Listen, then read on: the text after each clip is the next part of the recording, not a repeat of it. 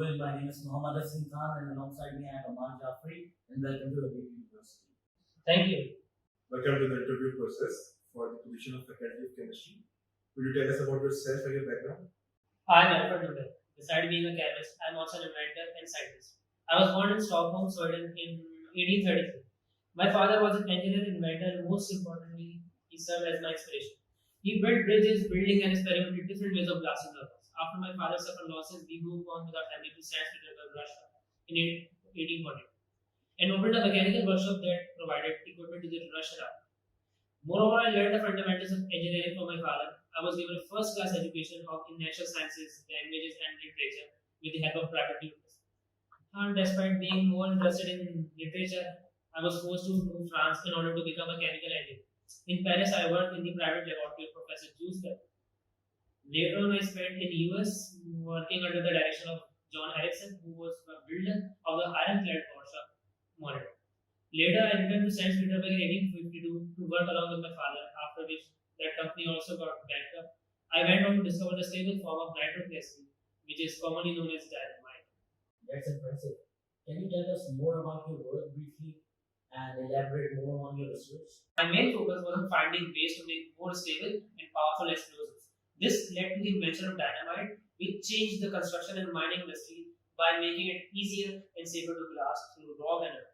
I have also conducted research in other areas such as synthetic rubber, artificial silk, oil fuel engine, but I am mostly remembered for my work on dynamite. I am the founder of the most prestigious award in the world, the Nobel Prize, which is awarded annually to the individuals who have made significant contributions to peace, literature, physics, chemistry, psychology, or medicine. That's fascinating. Can you tell us why your work is relevant and how does it influence our understanding of the world? The use of explosives has been a part of human history for centuries, but my work has taken it to a new level.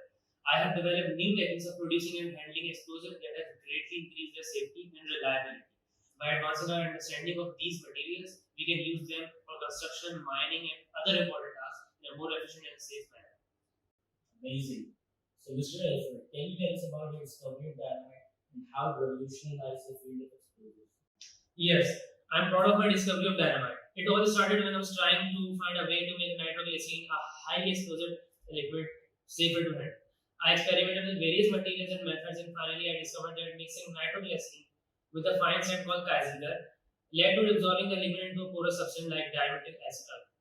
It became much more stable. It was a material that I developed to make construction and mining work much safer and more efficient. The invention of dynamite made it possible to blast through solid rock and other materials with much less risk of injury or damage to the equipment. That's a significant contribution to the field. However, we have heard that you later expressed regrets of the destructive use of dynamite in war. Can you tell us more about that? Yes, it's true. As much as I was proud of my discovery, I was horrified to see the destructive use that it was put into the wars and conflicts. I realized that the power of dynamite could be used for both good and evil, but it was a wake-up call for me to use my wealth and influence to promote peace and understanding in the world. That's a very noble goal, Mr. Nobel. What's your opinion about your colleagues' works and theory? I have a great deal of respect for my colleagues and the work they do. I believe that the scientific progress is made through collaboration and open discussion, and I'm always eager to learn from my peers and share my insights with them. That's a great approach. Can you tell us about any work that you have done that may have been proven to be false or incorrect? I always try to make accurate and truthful observation in finding my work. But like any other scientist or inventor, I may have some errors or false assumptions along the way. As with any field of study, there is always possibility of errors or misunderstanding. While I was in France working with Mr. Sparrow in my work with nitroglycerin, I initially believed that it was completely stable and couldn't explode without a shock or a spark.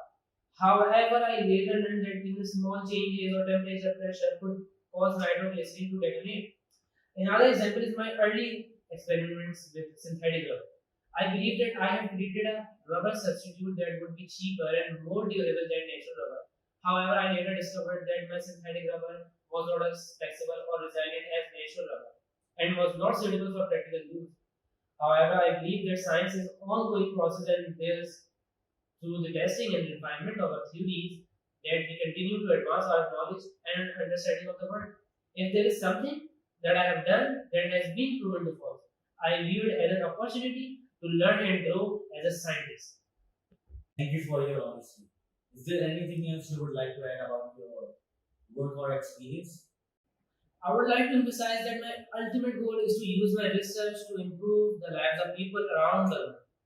I believe that science has the power to make a positive impact, and I am passionate about using my knowledge and skills to make a difference. Thank you for your time, Mr. Nobel. My pleasure. We will reach out to you in a while. Let's connect, Mr. Subraham. Yeah. So good afternoon and hello, Mr. Sobrero. It's an honor to have you with us today. Good afternoon. It's my pleasure to be here. First, we would like to ask you about your thoughts on Alfred Nobel and his work. What can you tell us about him? Well, I have to say that Alfred Nobel was a very interesting character. He was a chemist, engineer, and inventor. He is the most famous for his invention of dynamite, which was possibly after my discovery of nitroglycerin, which was a major breakthrough in the field of construction and mining. So can you tell us more about dynamite and how it revolutionized the industry? Yes, of course, of course. Dynamite was a stable, easy to handle explosive that could be used in a variety of ways. It was a much safer and more reliable than the traditional explosives that were used at the time, and it made many dangerous tasks much easier. The construction of mining industry were transformed by the Nobel's invention, and it had a profound impact on the world. But we also understand that Nobel had regrets about his invention and the impact it had on society. Can you tell us more about that? Yeah, it's true. Nobel was a complex man who was deeply affected by the uses of his invention in war and other destructive purposes. He realized that the potential for harm that dynamite could bring, and he became increasingly concerned about his impact on society. It was his realization that inspired him to create the Nobel Prize, which were intended to reward those who had made significant contributions to the advancement of science and peace. So that's a fascinating story. It seems that Mr. Nobel was a man of many contradictions, but also of great vision and compassion. Yes, I would agree with that assessment. He was a man of his time. He was also ahead of his time in many ways. He was a true visionary who saw the potential for both good and evil in his work, and he was determined to use his wealth and influence to do good in the world. Thank you for your insight, Mr. Sobero. It has been a pleasure to hear your thoughts on Alfred Nobel and impact on society. It's my pleasure. Thank you for having me. Thank you. That was quite an insightful feedback from Mr. Sobero and Mr. Yeah, Alfred Nobel. it was. So I think we should connect him and update him regarding this thing.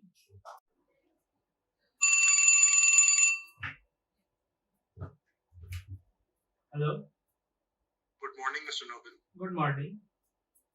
Mr. Nobel, we have thoroughly reviewed your application and taken into consideration your work and your thoughts on science and technology. After speaking with you and your colleague, Mr. Sobrero, we have come to the conclusion that you would be an exceptional addition to our team. Thank you so much. I'm honored to be considered. We would like to offer you the position of Faculty of Chemistry at Habib University. I'm overjoyed and I'm accepting the offer with gratitude. Fantastic. We look forward to working with you and learning from your expertise. I look forward to the opportunity to continue my work and contributing to the advancement of science and technology. Thank you again for this opportunity. The pleasure is ours, Mr. Nobel. Welcome to the team. Congratulations. Thank you.